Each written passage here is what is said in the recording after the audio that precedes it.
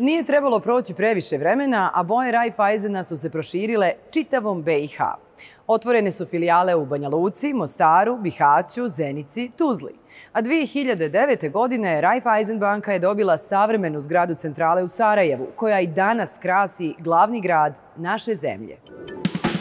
Pored filijala, poslovna mreža Raiffeisen banke danas broji preko 130 pametnih, multifunkcionalnih bankomata koji, osim isplata i uplata, nude i niz drugih funkcionalnosti.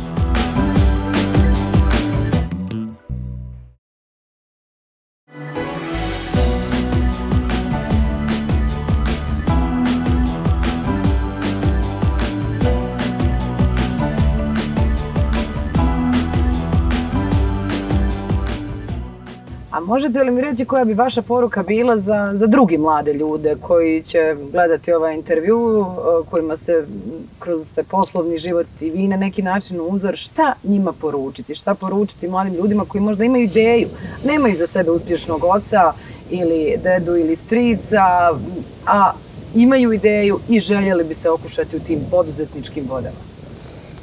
Pa prvo bih im rekao da budu jako oprezni. Danas više nije samo ideja bitna. Ideja imate svakakvi na svakom nivou. Međutim, i kad se ta ideja izanalizira da je iznimno dobro i tako, onda tek počinje. Jer nije početak kad imamo ideju. Kad je stavimo na sto, kad je možemo prezentirati bankama, odnosno financijskim institucijama i početi priču prema tržištu, tad počinje taj prvi korac. Tad ste krenuli sa nekim konkretnim stvarima. Sve do tada je to bilo negdje u zraku, negdje u dimu, priprema, organizacija. Ali kad krenete, kad morate napraviti prezentaciju prema banci ili prema nekom retaileru ili prema nekom tržištu, tad počinje vaša priča. Trebaju biti jako oprezni, jer imamo danas svega. Sad je overproduction. Više nije da imamo samo novi proizvod pa će on ubiti tržište. Ne. Svaka priča treba imati svoj storytelling, odnosno svaki proizvod, storytelling, zašto smo dobri, zašto nismo dobri, zašto smo bolji. I na kraju, ono što je najbitnije, trebate jako puno raditi ljudi. To je jednostavno, ja i danas radim 16 sati dnevno, to je realnost. Ko to nije spreman, nemojte trošiti tuđe novce, uništavati sebe, jer nema te više sreće da će neki David Copperfield reći, evo Maja je čudo, ona će to napraviti, neće. Jer ima Maja jako puno. I svi se guraju da budu uspješni, da budu to što jesu. Tako je. A sad moram da dođem do tog trenutka opuštanja, iako evo, radite koliko radite i to je sve vrlo vidljivo.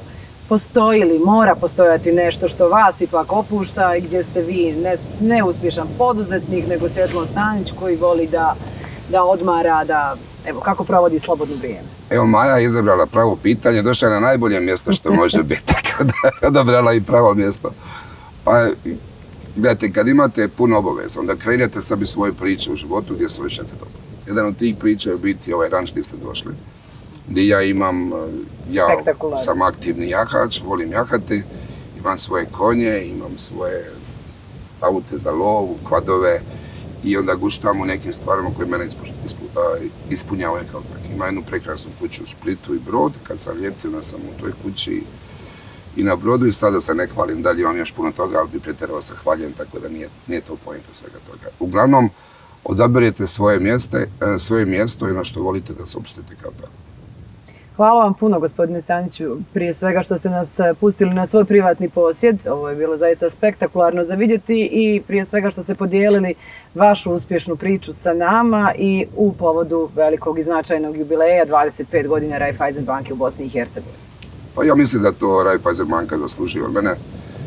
Tu je obostrana ljubav, kao što rekao, win-win i oni prema meni, ja prema njima, ovo najmanje što mogu učiniti. Želim puno sreće vama, a naravno i Raiffeisen banci kao tako da nastavi svoju poslovnu epohu kako krenu sada. Hvala vam. Hvala puno. 25 godina dobar komšija. Raiffeisen banka.